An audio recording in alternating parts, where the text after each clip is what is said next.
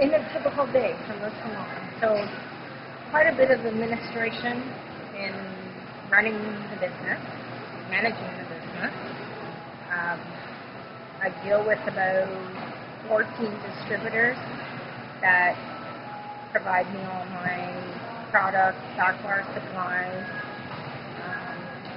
orders, making sure my stock and inventory is there for retailing and capturing sales, scheduling, making sure consistency, taking in of all the clients of the salon business. We're about servicing hair, aesthetics, so it's the booking, receiving clients. A huge part of it is customer service and having a friendly face at the front to develop. I believe strongly it's about relationships. It's not about the transaction. Everybody runs businesses and does business, and some of them, their key thing in mind is money. My key thing in my mind is about developing a relationship that lasts a long term. So they keep coming back, not just because I sold them this product today. It's what the product does behind it. Many of our guests, they walk in, my attitude is always, they came to me for a need. Everyone's got a need, something that needs to be fulfilled. That is my job. Every single day. They have a need. It's my expertise, knowledge, and experience to fulfill their needs. And I believe every business needs to operate that way. We have been in business for 20 years this August. We have finally gotten to a point of expansion, renovation, and addition of new services that we've never offered before due to limited space. So once this little place here at the Wynn Mobile is occupying our old location, that spot was 607 square feet. And we maximized every square foot, every inch in that place to produce an income per square foot. When you are operating in a mall situation, rent is extremely high. Every square foot counts, and not a bit of it should be wasted or even survive the mall. The mall property, right? So in 20 years, we have done nothing but build those relationships with our guests. We made it happen. I don't know how we do it or how we did it, because now when I see what we got going now, I'm like, how did we ever do that for 20 years? To do musical chairs, elbow to elbow, with not only, we had about 12, 13 employees working at a time. And then to think of these 15 people in there getting services. How did we do it? Like 607 square feet. And for the last 20 years, we ranked number one in the service category at Fairview. After that many years, due to the high demand of our clients asking, when are you going to go bigger? When are you going to leave the mall? And I said, well, these rent prices aren't encouraging to move bigger. But I have a deep faith. As Barbie knows, I rely on God to help give me that insight. And the opportunity came to us from the leasing department of Cadillac. And they asked us if we want an opportunity to move and go bigger. Well, my spirit and my soul froze and went into panic. Because when you have an entity that's been working well for 20 years, profitable, very good, stabilized, you're at your comfort zone. Who wants to get out? So I panicked and I froze. And I was like, my heart raced, and it's like, the stress level went sky high.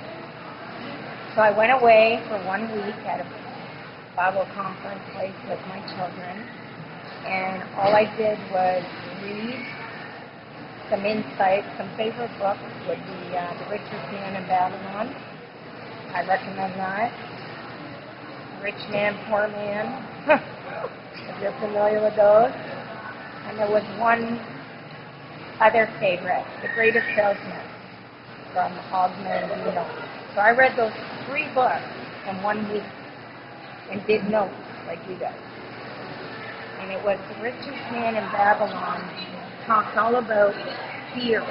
And when an opportunity presents itself, you must take it. So that opportunity presented itself last July. And I was scared, couldn't think straight, panicked, had no idea what books I was going to bring. And God said, 1, 2, and 3. And if you pick up those books, it's all about seizing the moment, the opportunity, the power over fear, positive thinking. It's all about ways to increase revenue, like The Richest Man in Babylon, taking 10% of everything you earn and making it work for you off the first earnings, right? As we know, tithing as well.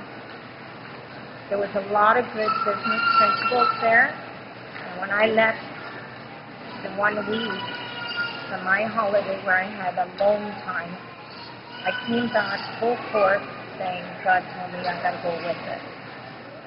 My body says no. My mind wants to say no, but my spirit says, you must do this, sink or swim. So, and I had the peace of mind, fear vanished, and I went all the way. So, September, the ball got started for developing a new company. Double the size, 1,138 square feet. Double the rent. Those were my biggest fears.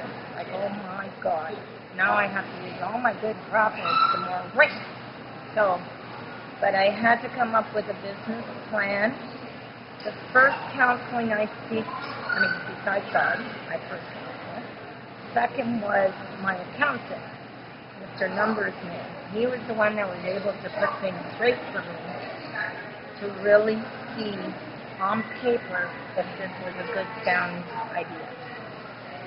So he walked me through my existing 20 years of business, and for the last 10 years we have shown nothing but increase. And we know, like, our capacity to the amount of space what we can service. So all he did was take me into the next picture and show me that you can develop this amount. You need to develop this amount in order to keep your head above the water. And we had a certain quota that had to be met in order to carry this place through. Then I did my business plan where I broke it down. Each department, each chair, each employee, each individual service or retail department, whatever went on in there, I broke it down specifically the potential that each person can do or the average that each person must do. And even those numbers overwhelmed me. Like, I was like, really? I've never had to do that because 20 years ago, I was, 24 years old. You just jump into business and learn everything you can. You don't have to go to university or anything. I couldn't afford university. I was supposed to go to Wilford to get my MBA. So I couldn't afford it. So I ended up doing real life training, getting on the job, and learning everything I could. But those numbers were like, wow. So every month, in my mind, I have a target of what I need to do, and whatever it's going to take, I develop constantly to try to hit that target. God's blessings big time. 2 months in a row, we hit our target in the first 2 months of business.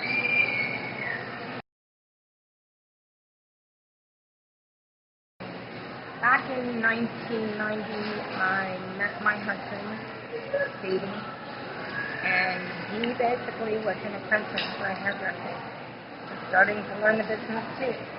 I was a financial planner, insurance agent, learned about the money world, the money market. Prior to that, I worked in banking, bank teller for 3 years, learned the banking business, learn the insurance business, investments, RSPs, life, disability, all the products. So I was quite educated in where money should be.